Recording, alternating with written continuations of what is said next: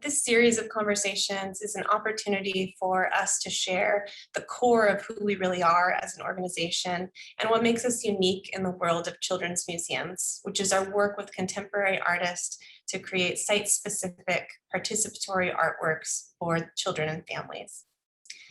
Our artist talks gives you the chance to hear directly from our commissioned artists about their work, their creative process, and what they're working on for our museum this year.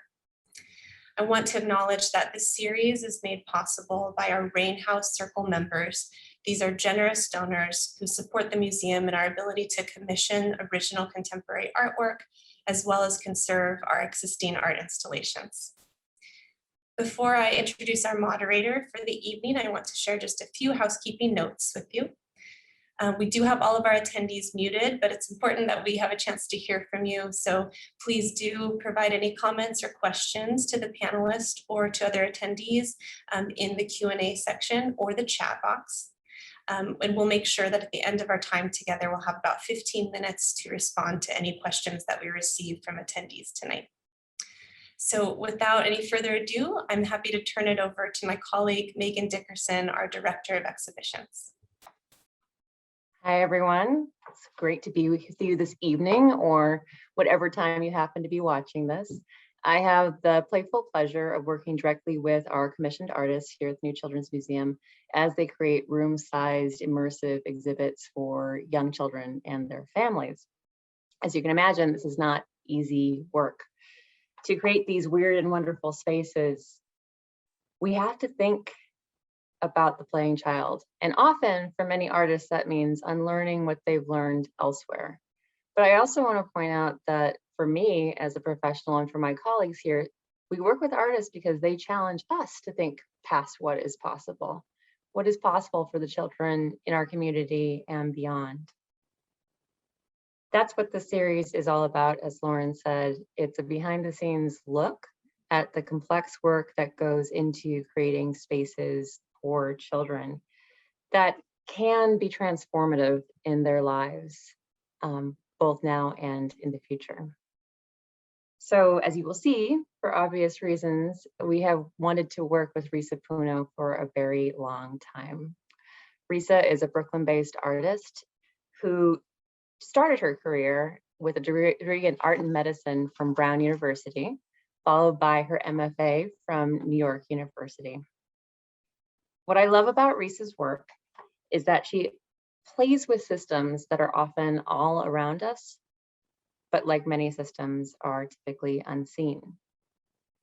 She does this through playful means, from a mini golf course where each hole explored a different emotion and embodied that emotion. So a frustrating hole represented frustration, or a complex escape room for creative time in New York City that examined the impact of privilege in our lives. The emotions we feel while playing, joy, frustration, and often a kind of hard fun, are a main line in Risa's work to getting us to understand deeper issues, these universal human issues that are incredibly important. So today I'm really excited to be able to bring you into the conversation that Risa and I have been having over the past year or so, and introduce Risa Puno. Hi, Risa. Hi. I'm so excited to see you. I know I already just saw you a minute ago, but I'm excited to see you. I want to start off by thinking about the conditions for play. And as we've talked about, play for children isn't always what we as adults think it's going to be. And one of the best ways I've found to get to that feeling of what it means to be a child in an adult world is an exercise that I've done with many staff and with all the artists who've come through. And I've asked you before, but I'll ask you again. Can you tell us a little bit about a space where you enjoyed spending time when you were a child? What was like what was there?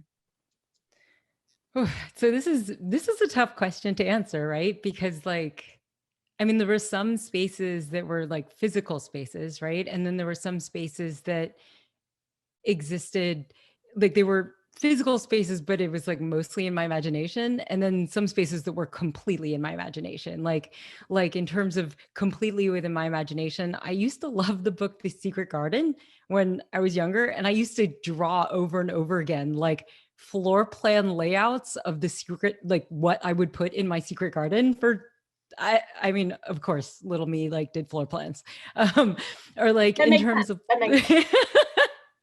or in terms of like a physical space. Like, I mean, I loved social time during recess and stuff too, but sometimes I was that like weird alone kid that would like sit alone under the tree. And like, you know how like mulch has like, it's like frayed at the end, and I'd sit there with like mulch and I'd brush along the roots of the tree pretending I was a paleontologist uncovering dinosaur bones, you know? So sometimes sometimes it has to do with like mental and emotional space, right? And sometimes it has to do with physical space. And I think a lot of that has to do with freedom, right? Like freedom to imagine things and to see things beyond what they are. For me, that's a lot of what play is.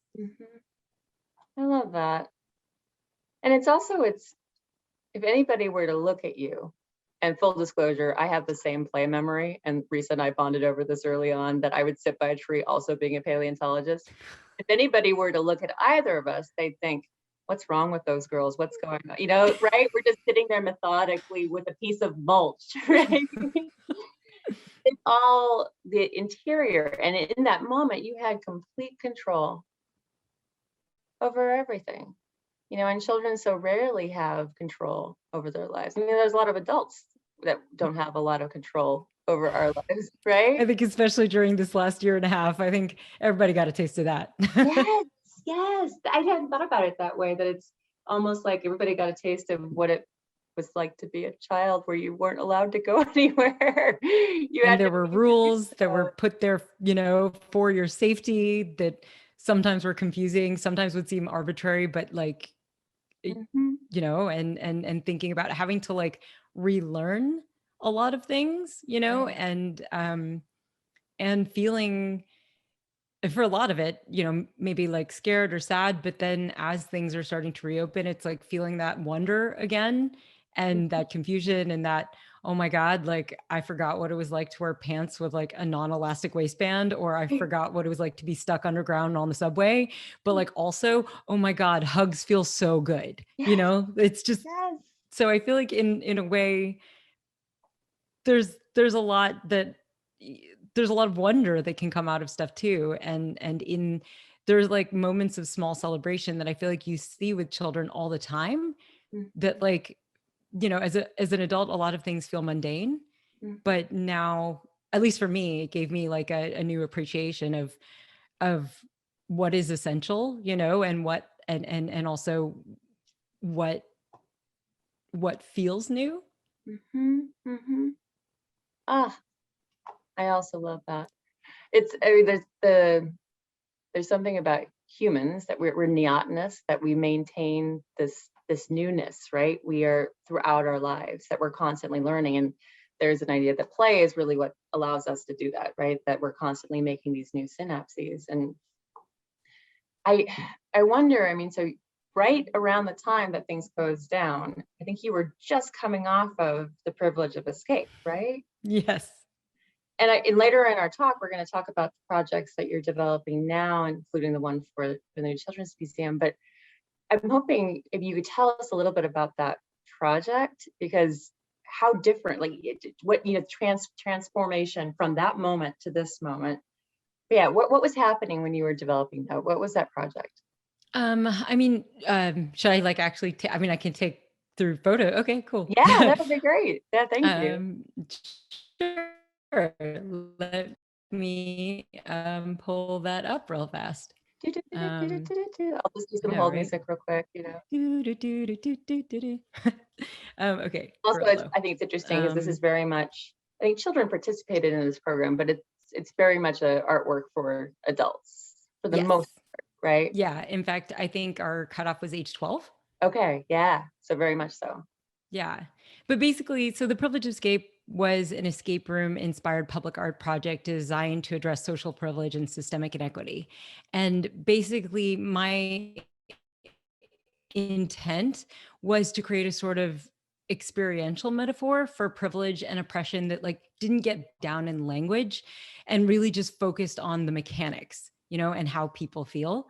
And so, oh, and for people who don't know what an escape room is a live action game where groups of people like friends, family, coworkers are put in a room full of clues and puzzles without instructions. They have to collectively solve their way out before the time runs out. It's basically an extreme nerd sport, you know, which I love.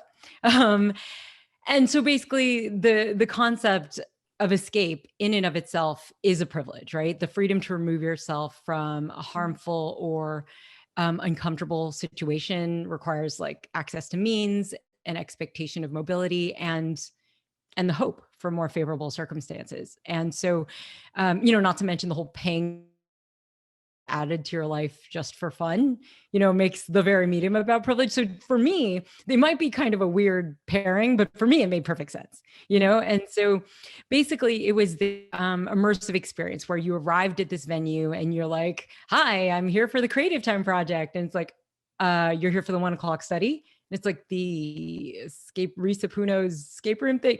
Yes, the 1 o'clock study, you know, so you're there and you're cast as a participant in this psychological study. And so we divided the participants up. Some people got A tags, some people got B tags, and people who came like with somebody else often ended up with a different letter than them.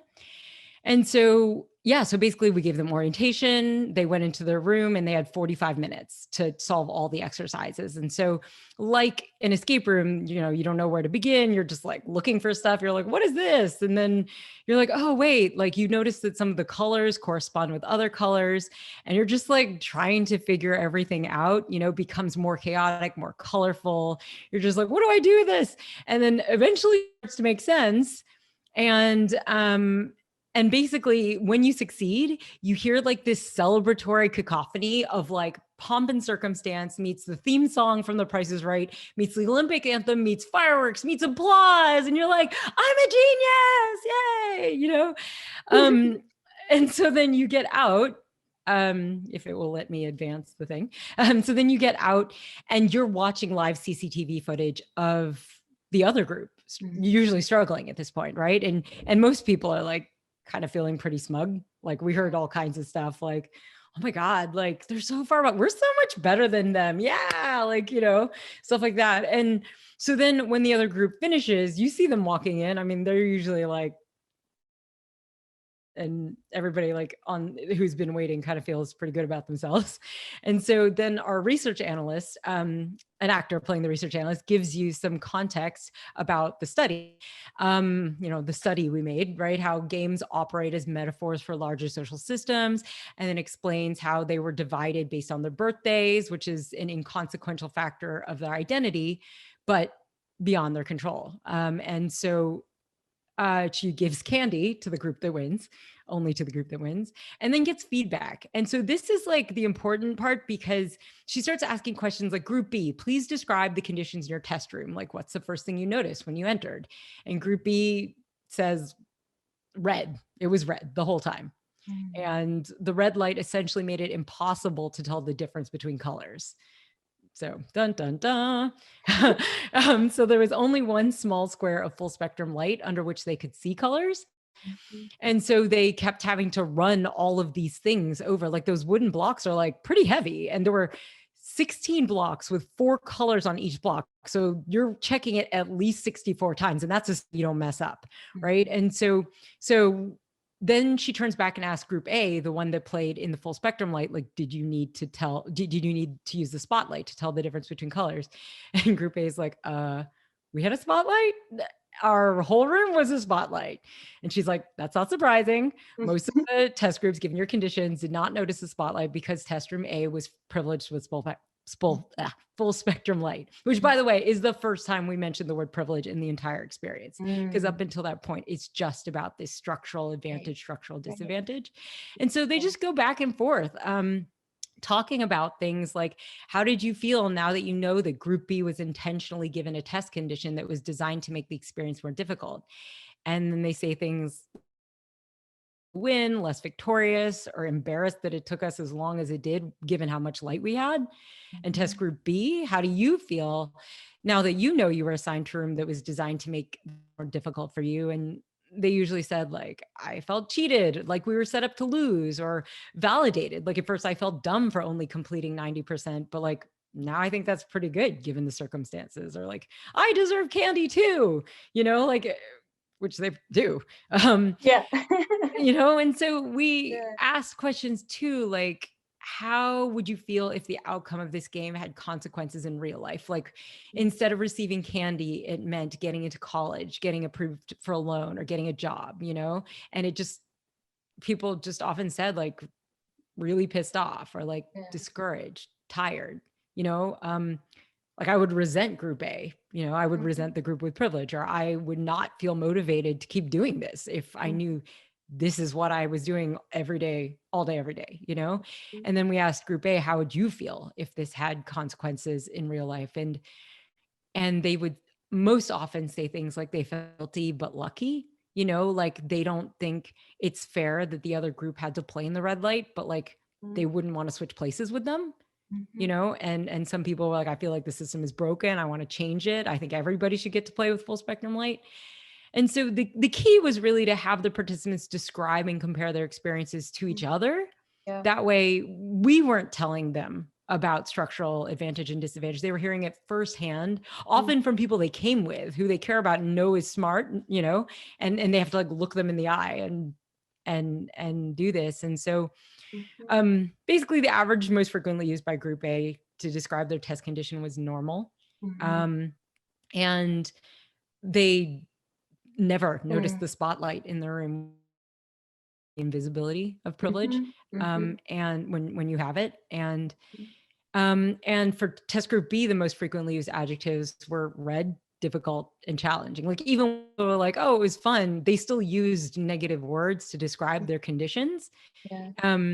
And of 460 test groups that we took data from, almost 82% of groups in test room A completed all of the exercises, compared to less than 5% of groups in test room B who completed all tasks. And that just means they finished. Like that doesn't mean that they finished faster. In fact, only 2 groups, not 2%, but like 2 groups in room B finished faster than room A and got the candy. So again, speaks to the whole thing of like, the myth of the meritocracy, right? And how it felt like a meritocracy. You felt like you were succeeding. Like you had to work really hard in room A. Like they weren't easy exercises, but you could perform to your full potential because full spec is something that you would expect in a game, especially one with so much color matching. And then since group B had a structural disadvantage, then it made so that group A had an unearned advantage, right? And so and so basically the thing we left players with at the end was asking we said like, thank you for participating. This concludes phase 1 of the Institute's research. In the next phase, meaning the next phase as in life, we'll be asking the question, if people know that the game is unfair, will they work together to change it? We hope you'll join us for that. So that's a little bit of how I use games. So beautiful. I hadn't heard that full story. I hadn't even seen some of those pictures, and it feels like it's such a you start off where it's okay already. There's the play bow. This is gonna be different, right? And then people kind of go back into their normal ways, and they experience, right? And they so quickly don't even think that there might be something more than this, right? There might be some other message to this other than just the game, right? Was that your experience? But they just got into the game and so they lost themselves in it? Absolutely. Like, I think there were some people that were wondering, right? But basically the more you engaged with the game, the more you just got into it. And even just like, it was a theatrical social experiment, but it kind of became a real one. Like I watched almost every single game. There were only like 3 days where I was like finishing up a residency in Vermont, but otherwise I like watched like over 3,000 people go through this. Like I couldn't tear myself away, because it's like seeing behaviorally like even just like how privilege played out within the game rooms, like who felt comfortable saying like to a stranger, like, no, no, no, no, no, that can't be right. You know, or who felt comfortable saying, this is what I think we should do, and who did, and things like that. Like, I mean, I even snuck into a game on like the last day. Like I looked at the guest list and I didn't recognize anybody on it. So I like stuck in, and I absolutely experienced that too. And for me, it was like, it was a bit of a shock because, you know, having gone through so many weeks, I was the person who like wrote the hints for the monitor, right? So like, but when I said the exact same thing coming out of my own face instead of like the God monitor, you know, it's like all of a sudden people weren't willing to listen, you know? And I was like, and I was like, they'd be like, no, no, no, we don't need that. Like, we don't need that. That's not how you do this. And I'm like, I am 100% sure this is how you do this. You know, like it was, I am God. Right? Know, Yeah. Like, come on. God, or I guess the man. I was the architect of oppression in this case. You are the architect of oppression. So you know. I knew, you know, but yeah, and so it just, and like, I guess it's like in regular life, I don't have that one-to-one comparison, you know, because I'm always speaking out of my own face. Right. But like, it's like, if I've had the chance to, or even like, I don't know, there was this one time where I was doing like a collaboration with somebody who, like, great friend of mine, like, he's a white man, and we were writing an email and I was editing it and it was going to be from him. And I felt so much freedom. I was like, oh my God, like, I don't even have to say please. I don't have to put any exclamation points. I don't have to start with I feel, I think. I could just say. I was like, that's, you know, so like there's very few chances in life where you get that one-to-one. And so that's one of like the things that, while people couldn't play twice, it's like they still had the one-to-one because people were experiencing it in real time right next to them, you know? And I think that was one of the things I think that made an impact with that project. I'm also thinking about how there's a freedom to it because you have been the architect of every step, every single component. You know, you're so detail oriented in your projects. Every little detail, it, you know, is the whole. But at the same time, I imagine that must have taken so much out of you to have to, you know, because it's like, you know that that privilege is all around us, but you to see it day after day after day, right? That must have been an emotional experience for you.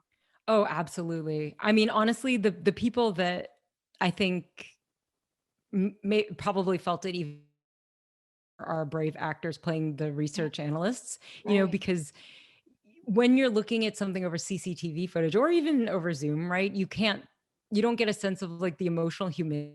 Like when they watched the very contentious room that I was a part of, they didn't know in the control room how aggressive it got, you know, because you can't hear as much tone, you can't see all the little movements of people's faces.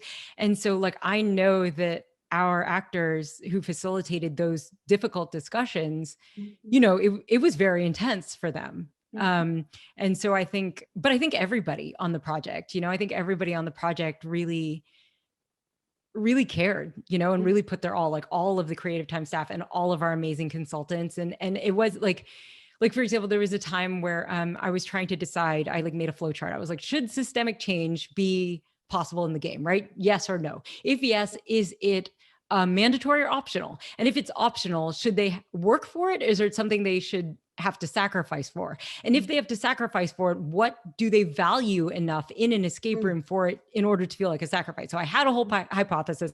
I drew up lines, like I took it and met with the creative time curatorial and our social justice consultants.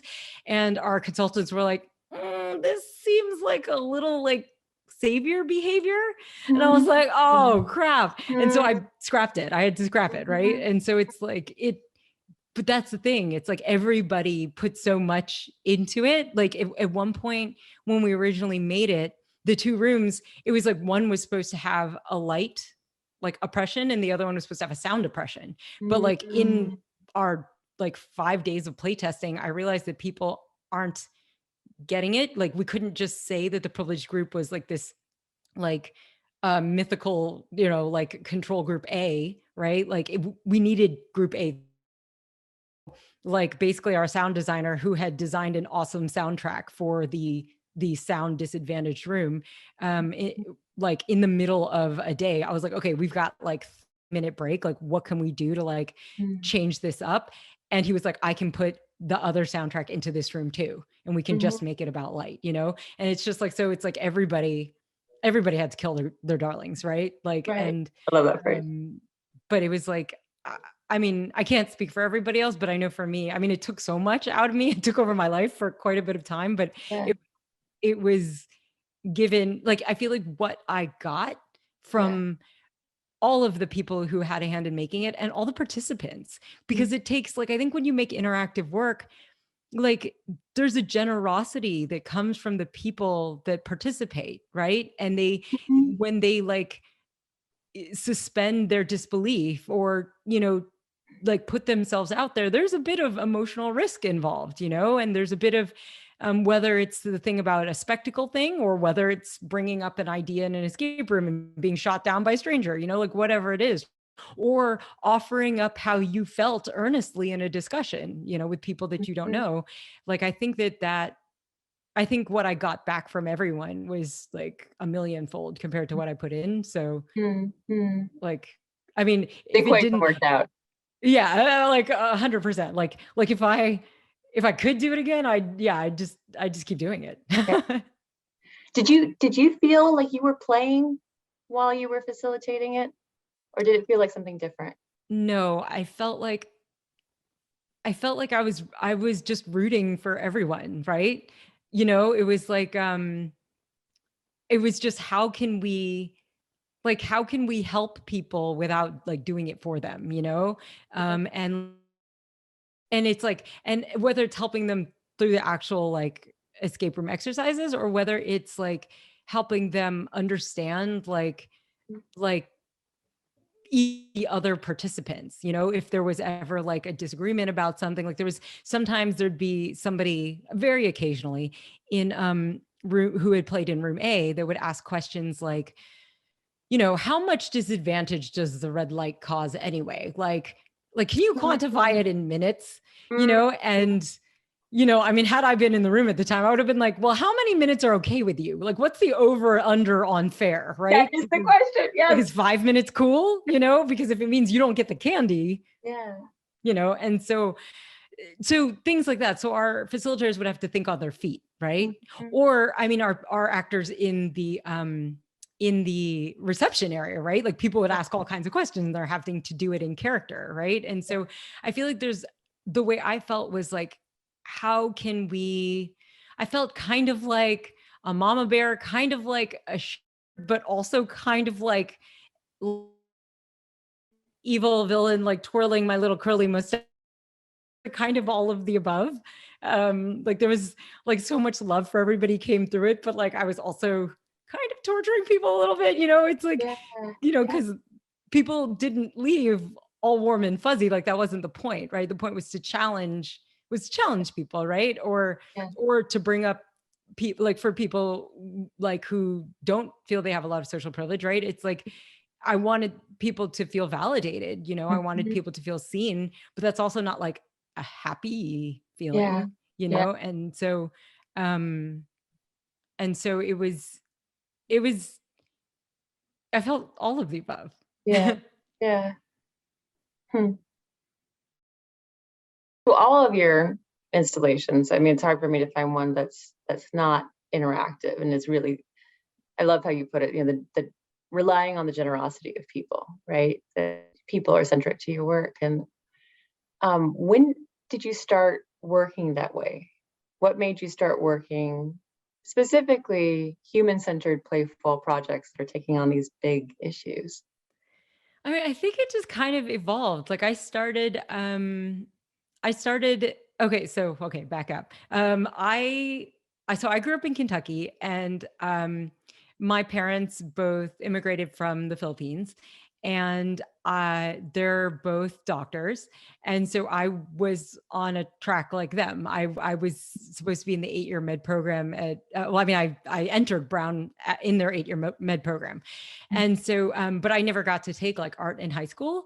And so since I had like room in my schedule, because I had like tested out a bunch of our requirements, I was like, okay, like, and it was easier to get into the classes if you just declared it as your major. So I was like, I'll be an art major, right? So then I just started like in painting and drawing, because that's where a lot of people start. But like, I feel like I didn't, like, I kind of was craving more contact with people, right? More like real world presence. So I started making sculpture, and it still, again, felt like very much like very sort of precious and very existing in its own bubble. And so then I started making installation, and I was still more interested in more exchange. So then that's when I started making interactive installation, because I liked that it gave viewers, it turned viewers into participants, right? It gave agency over their experience. It gave them, in a way, a little bit of authorship. Like, I personally don't think that an artwork is finished of mine until somebody uses it, until somebody touches it or sits on it or eats it or with it, and then also, I think one of the reasons why I love making public art is because I love that public art exists as part of people's everyday lives. Like, I love, because since I don't have since I don't have an art background, and since like my family doesn't have an art background, I think it's really important to create points of access for people, because I think art can be intimidating, I mean, even interactive artwork, a lot of times it's like, well, what am I'm supposed to like put my arm in like this, and so that's why a lot of times I pull from like familiar objects, pastimes, games, because it's like, oh, like, this is familiar. Like, it's just a weird version of this other thing. Like, but it's like, I know that I'm supposed to touch this, or I know that I'm supposed to sit on this. And then hopefully they can engage further after that. It's just a way to make it accessibly engaging. Yeah. That's a perfect transition to thinking about your project with us. So you're working on a project that will be installed in the park across the street from the museum. And it's called In the Balance. It is exactly what you're talking about. It is a play off of something that is very familiar, that many people will recognize, but it's done in a very different way. And so I was hoping you could tell us a little bit about In the Balance and your plans for that project. Sure. Well, here, you know what? I'll pull that one up now. We just don't have to have pictures ready. I do. Okay, so yeah, so well, for people who don't know, this is the new Children's Museum. Very helpful. And in lovely San Diego, and you can see that triangle park in front of it. So that is where the artwork will be. And so basically,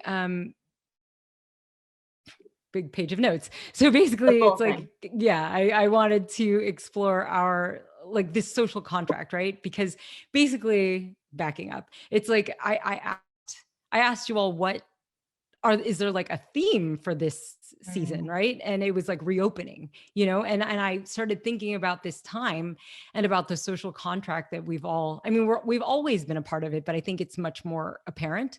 And during this time, I learned about the word Kapwa, which is an indigenous Filipinx ideology meaning togetherness. It's basically the opposite of individualism, right? And it really ties in with this idea that when you make choices for yourself, you're also making them for other people, right? And sort of the respect that needs to come from that. And so I wanted to think about that. I wanted to think about resilience through times that are challenging, especially for children. It's like, especially for school-age children, having to deal with Zoom school. I mean, I don't have children, but I hear nightmare stories about that from so many people in so many ways, right? And then also touching on the hopeful, reopening, the celebration thing, right? And so, so basically, it's for a park, right? So I wanted something that was for open-ended play and something that that felt collaborative, but didn't require children to be on top of one another. Because when I was thinking about this, like, I wasn't vaccinated yet, like, didn't know what the state of things would be, right? And so, so basically, I was taking inspiration from balance beams, because I was thinking about that, because a lot of like playground things are ways for children to challenge themselves in like a safe space, right? And take risks in a way, right? And so I was inspired by those, and balance beams in particular, because for me, it's this idea of one foot in front of the other, you know, maintain balance, just trying to maintain stability, right? And so I took that and wanted to make it like a little more fun. It's basically like three different paths that are like intersecting and going over and under one another. And it's because that's what, like, basically the spacing between each thing is 6 feet, right? So that's social distance. But even when things were difficult, you know, you do have to cross paths with people, grocery store, like whatever you're doing, right? But then as things are reopening, we're purposely like intersecting more, but also, you know, I mean, some people are still maintaining caution in some ways. And so in thinking about that, and this idea that you might not know exactly where you're going to end up, right? But you do that. You just put one foot in front of the other. You try to maintain that stability. You try to maintain that balance, and just like see where it takes you and make decisions as it comes up. And the idea is, if another person is crossing your path, it's like, do you let them go? Do you go? Like, how do you deal with the decisions that other people are making? How do you understand what their needs are relative to what your needs are? You know, not to mention, I mean, this is just how I came up with it, but it's like in real life, these things, I mean, you put something out in the public and it's like people will use it for anything. I mean, I imagine people use it for like half dog agility course. People might sit on it and have a picnic, like who knows, right? But it's like, here's my rendering. And my SketchUp skills are, well, sketchy, but this is the rendering without people on it. And you can see there's like 3 slightly different shades for the different paths, but they're at different heights. And then you can see it with people in this next one. Yeah, so same thing, except now you see people doing all kinds of things. So yeah, so I'm super excited. Thinking about, you know, multiple ages. So this is, you know, you're really starting with the child and you're using a reference to childhood. But those same balancing beams are used in parks for, like you said, like CrossFit or whatever, you know, all kinds of exercise. And and dogs, you know, it's going to be really fun. Dogs running around the space, like, you know, it's that you're starting off with this one specific audience, but then it gets bigger and better, bigger and better. I mean, like it's so generous. That's how I would describe your work. It's such a generous way of being in the world. I mean, I guess and I think that's part of a Kapwa mentality, right? Because it's like it's kind of like you give, but you get, it's like there's an exchange that's happening, right? And it's like, because I feel like I want to create spaces for people and opportunities for them um to, whether it's to exercise their joy, to exercise, or to, I mean, this could be, you could almost do this kind of like those meditation labyrinths, you know, because there's no dead ends. You can just follow the path. One of the spaces in between, and the house, you know, or your world, or, you know, your weird like paleontology lab, like who knows, like whatever floats your boat. But We'll probably be in there in a paleontology lab. We'll do it. right. But it's like, but I think it's like, but it's none of those things if people aren't willing to use it, if they're not willing to be there, if they're not willing to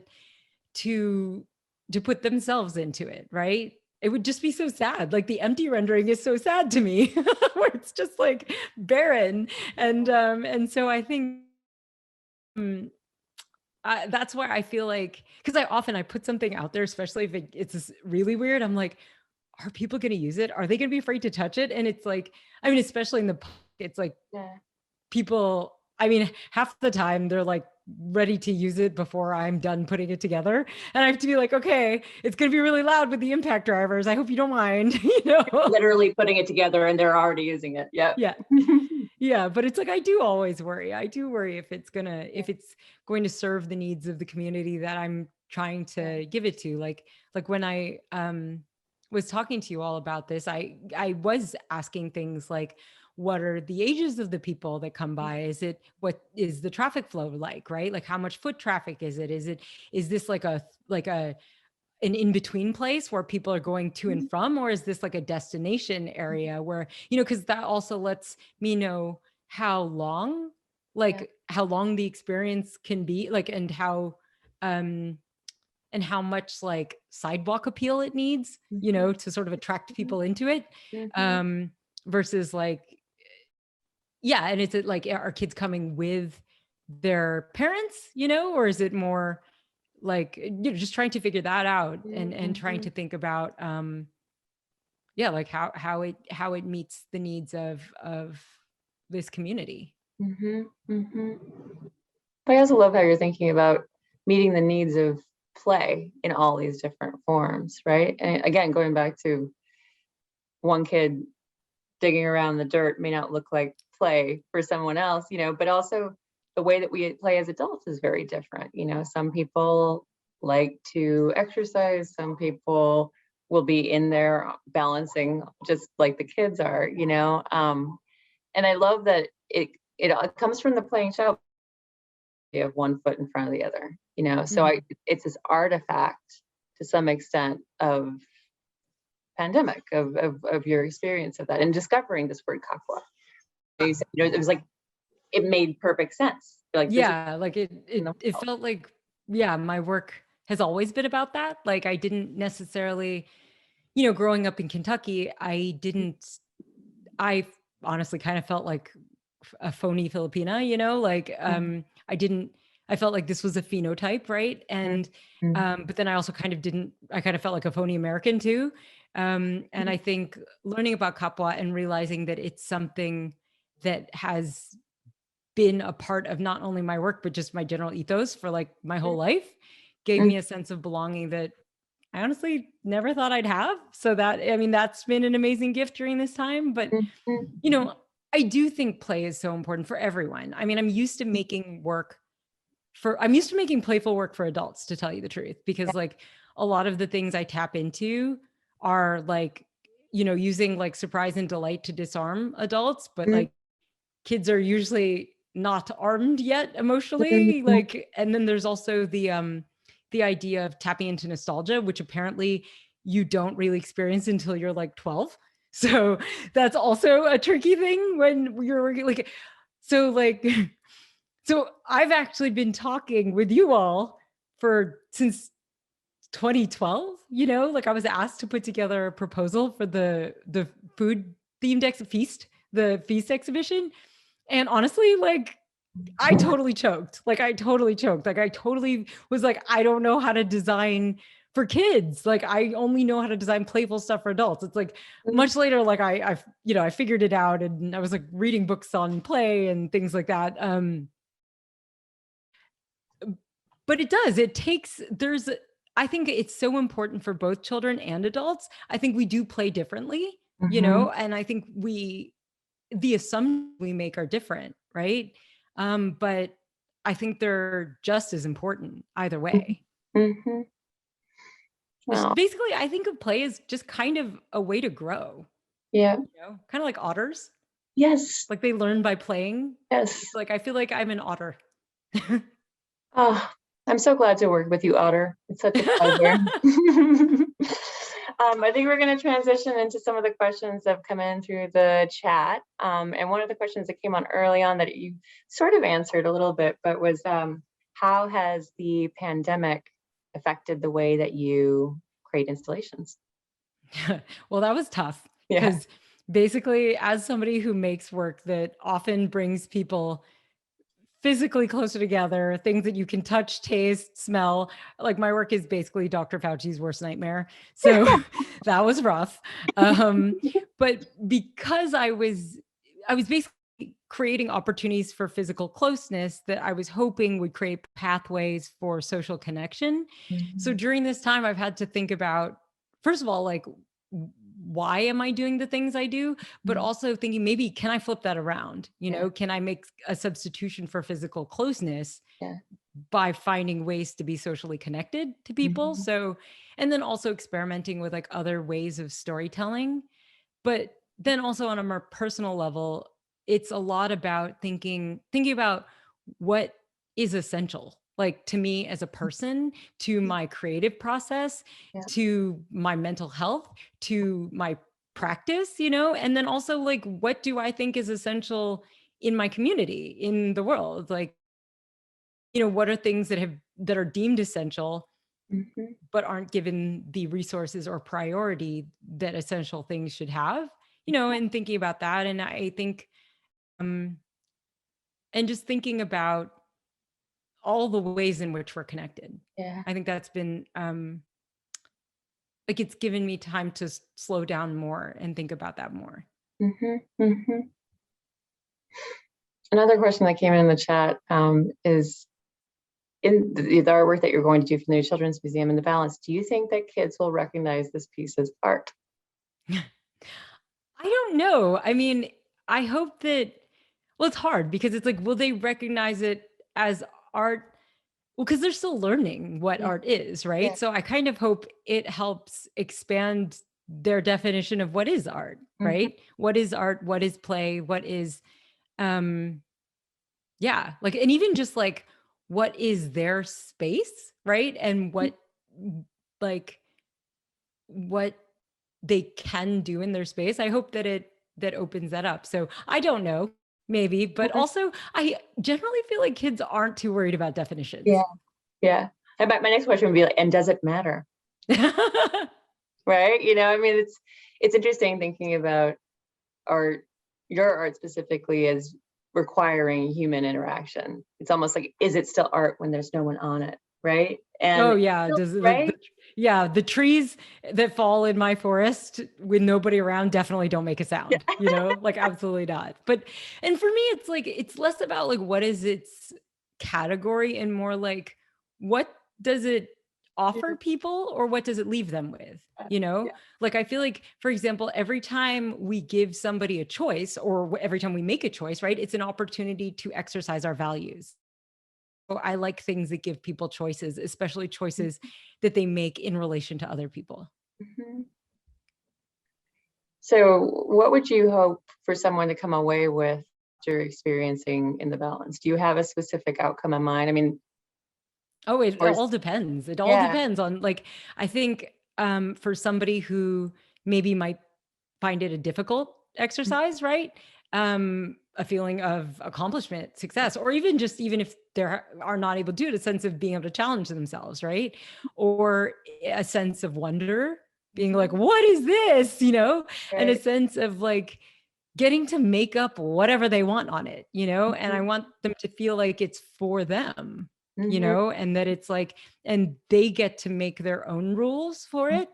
Like, it's like I've set a structure in place, but they get to decide. Like, it's like if you give somebody a beach ball, right? And it's like if you make a game where, you need to hit the beach ball in the air without it touching the ground, you can keep adding rules if you want. You can be like, you can't hit it more than once in a row, or you have to hit it with your right hand and then you have to hit it with your left hand, or like, have to make sure that you're always hitting it behind you. Like, you can always put on rules, but in the end, all it took is a beach ball, right? Yeah. So it's like, this is a very fancy beach ball that I'm hoping to create, right? And so Yes. No, and that's why this work, I think, is so, because you do have to strip it down essential and what is basic. It doesn't need all these bells and whistles that we think kids need, because what you're doing within the Balance and in your projects with adults as well, is you're trusting that they will fill in the blanks with their imagination.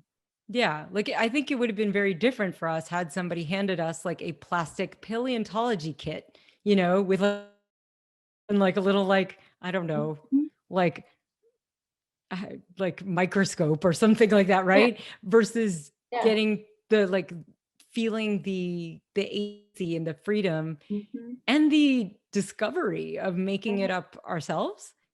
And I hope that I want to, that's really important, especially with the things for children. I want to make sure to leave room for that. Yeah, for sure. Well, so this is a very moment specific piece, and it's also very site specific. You've designed it for this particular park in San Diego, thinking about all these factors of who's in the community. Do you see it moving on to somewhere else in the future? Do you imagine showing this elsewhere? It's another question from the chat. Yeah, I mean, sure. In fact, if anybody out there has a space and wants it next, like, let me know. You know, Exactly. like absolutely. Operators are standing by. Yeah, slide into my DMs. But yeah, I would absolutely love that. I mean, I think there was a piece I designed for called Common Ground that I designed specifically for Rufus King Park in Jamaica, Queens, and it was like of the neighborhood for the neighborhood, but it's now in its fourth location in Murrow Park in DC. It'll be there till April 2022, and every place it's been like a welcome addition that people have loved to like use and lunch on and hang out with, you know. And so I think a place can be inspiration, right? But I think there's more than one way to serve more than one community. Just want to sit with that for a second. Another question from the chat is, have you done other art installations for play, and where are they? Which is kind of an interesting question because it's, well, for play, you know, like something that you define, this is for play. I mean, you could definitely say that they're all potentially for play. Yeah. But like there's one here, I will bring it up in the picture. But basically it's there is a playground climber. Like this is the most playgroundy I have gotten prior to this. And this is Infinite Play. It's in Franconia Sculpture Park. And it's a playground climber that is twisted into a Mobius strip. So a Mobius strip is a single-sided geometric structure. So basically you can like crawl on it and end up on every single surface rather than having to go like on the outside and then switch to the inside. It's like you end up crawling on every surface without having to like change anything. And so it's like limitless possibilities and unending fun. So that one is like the most like obvious play and literally has play in the title. Yeah. But you could say that all of them do. Yeah. But all different kinds of play. I mean, I think there's, you know, you're tapping into all these different ways that people want to play, right? And offering for that flexibility. Yeah, because for me, play is just it's all about like challenging. It's something that's challenging yourself, challenging others, but in a way that feels freer than say regular life, you know, and has more like, I don't know, opportunities for magic. Yeah, I think, and more, you know, one of my favorite definitions of play is being in control of being out of control. Oh, sure. Right? You know, because you can go as far as you want in your imagination, you know, but you're still in control. But I think what's interesting, particularly about the privilege of escape, but in other works of yours, it's playing and some people aren't, right? It might be play for one person, but it's not play for another. And I think that's what's so core to all these human issues that we're dealing with, right? We decide that my pleasure, my play is more important than yours, or, you know, playing with power and all of those things. Yeah. It's funny. I'm like realizing I don't use the word pleasure when I talk about play, but that's also not how I play. Like right? Like I mean, as somebody who loves things like escape rooms and stuff like that, it's like, I do like play to be challenging, you know? I mean, my family nickname was Miss Rules, you know? It's like, that's just like, which I got. And I got that from a game. I got it from a family game of Taboo, you know? So like, can we check the manual? Let's check the manual. Well, they give you a buzzer. So it's like, of course, it's like, if you use your hands, you're not supposed to gesture, you know, like. Okay, you know, a couple more questions. And one of them is interesting. It's how are collectors, collections, collecting museums responding to your works? Are these meant to be permanent? I mean, that would be great. You know, the one in the Playground Climber has been in Minnesota since 2014. But so, yeah, absolutely. But I mean, it is tough to find a collector. I have yet to find a collector who is willing to collect a 9-hole miniature golf course, you know, that is themed to present emotional obstacles to overcome, you know? So like, I think that's more of the challenge, but absolute, I'd totally be fine with that if somebody wanted to. Again, if you want to, let me know. Yeah, exactly. Operators, again, standing by. Okay, I think we have time for one last question, which is, what is the largest piece you have worked on? I mean, I guess I'd have to say the privilege of escape, Yeah. because not only was it like, I think like 3,500 square feet, it Mhm. was all just large in terms of production. You know, it Mhm, involved so many people. It it mhm, and required so many moving pieces, but like I think it's like, but there's, you know, large in many senses, like large in like the, like how many ripples it had. yeah. Like there was a piece I did that had a very small physical footprint. It fit within a 10 by 10 tent, Mhm, you know, but it was my Please Enable Cookies project, where like a website in like that uses digital cookies to collect your personal identifying information. I was using actual homemade cookies to collect your personal identifying information.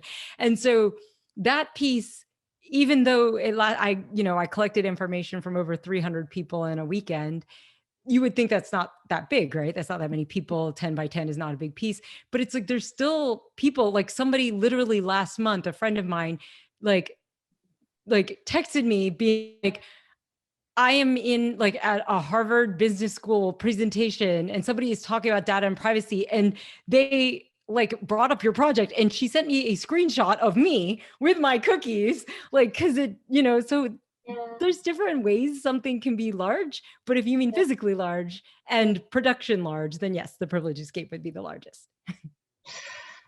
I'm so grateful to be able to work with you, and so grateful that you're bringing your work to San Diego.